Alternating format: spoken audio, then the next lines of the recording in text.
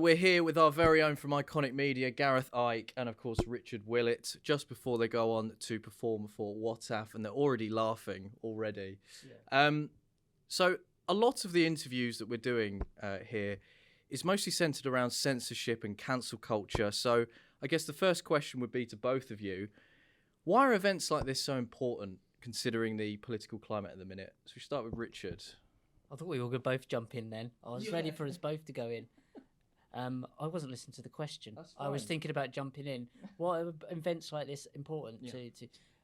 Well, during the whole Rona nonsense, everybody felt like they had no one to talk to, and now that's over, sort of. People are still being censoring themselves, and they're still not saying what they know to be true. So this is important that people can say, oh, you know, I've just got to start speaking about this, or I'm going to have some sort of blood clot or brain hemorrhage if I don't let this out of my system. So it's important, and it's important for generations to come to be able to know that their parents didn't just kowtow to this. I love that term. Kowtow's a good word. Yeah. Gareth, what do you think? Why are events like this so important? I kind of see free speech almost like cash in a way, that if you don't use it, you'll lose it, basically. So it's all well and good saying, you know, we need free speech, but then, you know, actually censoring yourself and whatever. But by having events like this where you're actually saying what you think, you're getting it out there. And also, you know, for those people that do sit at home and kind of think in a certain way but daren't say it, like you mentioned the Rona period. During that period, I was getting private messages from people all the time, people I went to school with or whatever, like, mate, I love what you're saying, but if I said that, like, lose my job, or my mother-in-law would fucking have my head off, or whatever, you know. And I think for people here to do that, give it free speech, say what you want, and what happens? Nothing. Literally nothing happens. So it's a case of almost showing people at home that actually, if you speak your mind, you know, you're not going to get shot in the face. No. Well, potentially. But you know, and so I think, you know, it's almost like a canary down the mine in a way. Then people then see people like us and go, oh, you can say what you want. Well, I'll say what I want then. Yeah. What was great is that we've been canaries down that mine for years. So we don't have to we're in a kind of privileged position because we've never not said what we wanted to say because it's funny. So we don't have to and we work for ourselves, so that's helpful, but we never had to. So we kind of did that years ago. So they can start doing that now, so the kids in the future don't have to silence themselves or censor themselves, because we've done it for years. So no one's going to cancel us because we didn't give a shit. Yeah, well, that's the thing for me then, exactly that. Because you're in a privileged position to be able to say this sort of stuff. And what we're saying ain't fucking weird anyway, really, is it? It's just fact, generally. A bit of nonsense in between. But it's almost like it's our job, really, isn't it? Yeah. It's like, the biggest, most muscly lad in the room, he's the one that has to get up and kick the door down so we can all get out. And that's just his job because you're the biggest one. And so we're almost in that privileged state. You're right. So how are we comparable to the biggest, most muscly lad? Like, what are we in the room that no one else is? Like, are we so weird? Your right forearms particularly muscly. People can think of that, whatever they want to make from that. But we're having the ability to speak your mind without losing your job. That's a muscle, isn't it? Yeah. I mean, I did 2 years of physiology and anatomy, and that actually is a muscle. Speaking about things like cancel culture, do you think it's going to run its course anytime soon, or do you think it's here to stay for a long time? It's a good question, isn't it? Yeah, I think as long as people allow it to be. Exactly that. As simple as that. It'll go away tomorrow if people start saying, no, I'm going along with it. So I think it's down to people. But I do think it's people in the privileged position that we're in that we're able to see it. Because we got the piss taken out of us anyway. Like, obviously, the name, your surname, you've always had it. And I get it because of... I lost the normies years ago, mate. Exactly. They're long gone, yeah. But it allowed you to go, well, what are you going to take now? Totally. Because I was already there anyway.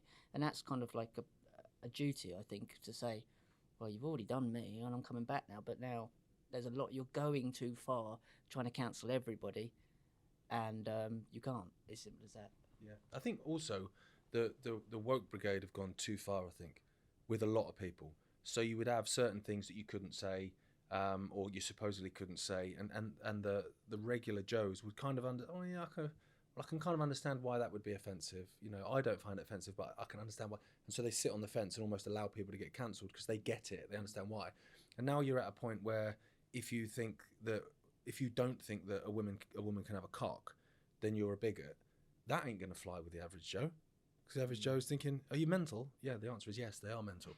And so I feel like they've gone so far that actually that's getting a pushback now where people are like, I'm done now, this is ridiculous. Yeah. I think when you talk things about like the online safety bill and legislation, obviously we see things like the hate crime bill in Scotland. That being said, what does the future of comedy, I guess, look like to both of you for the future? I think it has to branch off, because I think mainstream comedy it's not funny. I mean, I know comedy's subjective. Some people will find it funny, but there's certain things. You look, certain comedians on the BBC, for instance, like Nish Kumar and people like that. That dude just stands up and makes Brexit jokes. It was 2016, mate, for fuck's sake. And they still do that nonsense. Then you've got other comics that are actually funny that can't get a gig. And I remember, like, we interviewed Tyler Fisher, the American comedian. He was saying, like, obviously he's in New York, which is very woke, but his whole dream was to, you know, get on Saturday Night Live, X, Y, and Z, this show, you know, late night, you know, television in America, and was still really trying to do it. And he's funny enough to do it. Absolutely, he is. He's just, you know, maybe a little bit too non-PC for them. And he was basically like, I had a realization like a year ago that not only should I not be aspiring to go on those shows, but I actually don't need to, because social media, for all its faults, has given you a much bigger audience than Saturday Night Live gets anyway. And so, you know, people are just running their own comedy shows and doing their own thing. Instead of asking the man for permission, please give me a gig, they're like, I'll put my own gig on then. Yeah. And that's what people want. Yeah, you can. I think the whole point is what you're saying there. The comedy isn't comedy anymore. Is it comedy if it's not kind of funny? Like, is it just performance art? So they're not funny because they're not honest. And they know they're not being honest. And comedy tends to come from honesty. The relief of saying something honest that everyone's thinking, like The Emperor's New Clothes, that scenario is what's funny. It's the relief, like, oh, thank God, I wonder if someone said it. That's the tension that's cut. Yeah. So if you're not willing to do that, then it's not funny. It's people just clapping along and agreeing with each other. But that's not what comedy was about for me. It was about, I'll say the things that you don't want to say, but you do want me to say them, really. And then you'll say them afterwards, and then we'll all agree and think, thank God, we'll feel a bit better for it now. We're a little bit less mental. At least we haven't got pretend. It's that drop of pretense. That's what comedy is supposed to be about for me. It was always that ability to be honest, that dropping of the character of the ego. What they're doing now is just ego, and it's just virtue signaling. It's completely the opposite of what comedy I thought was supposed to be. Well, mainstream comedy now is basically run by the intelligentsia, isn't it? If you're honest. And so, you know, that whole working class, you know, council estate comedian that might say something that's a bit whatever, they don't really exist anymore in terms of the mainstream. So it's all your left wing, like I say, uni graduate intelligentsia. And so what they do with their comedy is they tell the audience, which is mainly working class people, because working class people make up the majority of the population, obviously. They just tell working class people that they're all fucking idiots.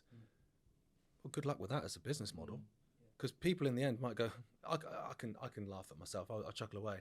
After the 15th fucking gag at me being a moron, I'm like, do you know what?